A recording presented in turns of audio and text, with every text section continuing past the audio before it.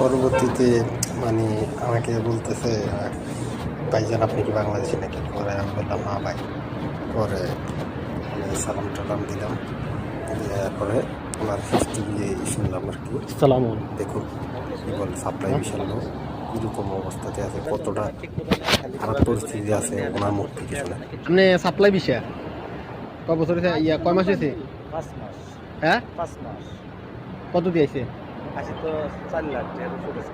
4 লাখ টাকা আপনার কি কাজ করে আনছে? পয়সা তো স্কোপ হোল্ডারের কাজ, হ্যাঁ। স্কোপ হোল্ডারের হেল্পারের কাজ। হ্যাঁ এখন আইনা হাইরা দিয়ে বিল্ডিং কন্ট্রাকশনের কাম 2 মাস করাইছে, হ্যাঁ 2 মাস বসায় রাখছে, 3 মাস করাইছে, আবার হিন্দে কাম শেষ, আবার এনে বইতেছে, আবার কাম ব্যস্ত আছে, খুঁজতেছে কাম বুঝি সাপ্লাইয়ের কাজ হইলো আপনারা বিক্রি করা। বিক্রি করে 3 বেচা দেয়া দিছিল এক জায়গায়। আপনারা যে বিক্রি করে ওই জায়গায় কিন্তু আপনারা 4-5 হাজার টাকা বিক্রি করে, হ্যাঁ হ্যাঁ। মানে 4,000 রিয়াল, আমরা যে কম না কিন্তু। আরো বেশি ভাই। আমি জানি। আমরা কই আনছে বেতন দিব 1000 আর 300 খামু 1300। প্রতিদিন আমরা এখন বেতন দেয় 500। আপনার বেতন কত? কইছে 1000 আর হচ্ছে 300, হুম 1300। হ্যাঁ এখন বেতন দেয় এক মাসে দিচ্ছে 500, হুম। আরেক মাসে দিচ্ছে 800। হুম খাওয়া কার? খাওয়া তো নিজের। কি সাপ্লাই কোম্পানি তো অনেক কোম্পানি আছে তো খাওয়া। অনেক জায়গা খাউন দেয়, কোনো জায়গা খাউন দেয় না। মানে আপনার খাওয়া 500 টাকার ভিতরে নিজে রইলে আপনি বিদেশ করে লাভ কি আমার বুঝান? 300 টাকা খাবার আলাদা দেয়। হ্যাঁ আর এমনি বেতন 1000 কই আনছে না, হুম 1000 টাকা কোনো মাসে দেয় 500, কোনো মাসে দেয় 600, হ্যাঁ।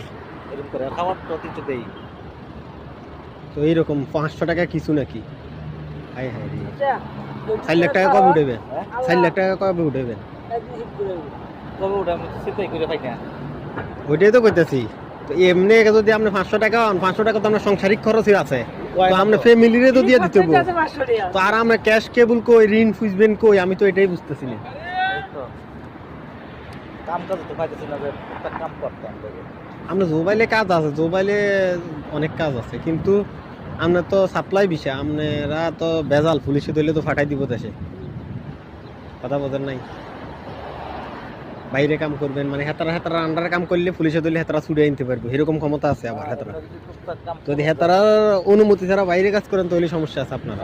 এরকম যদি ছোট ছোট কাজ করুন যায় তো নিরাপত্তা দিচ্ছে মধ্যে দেখি কাম করবো। বুঝছি পরে গেলে তো করতাম, কামই তো পাই না।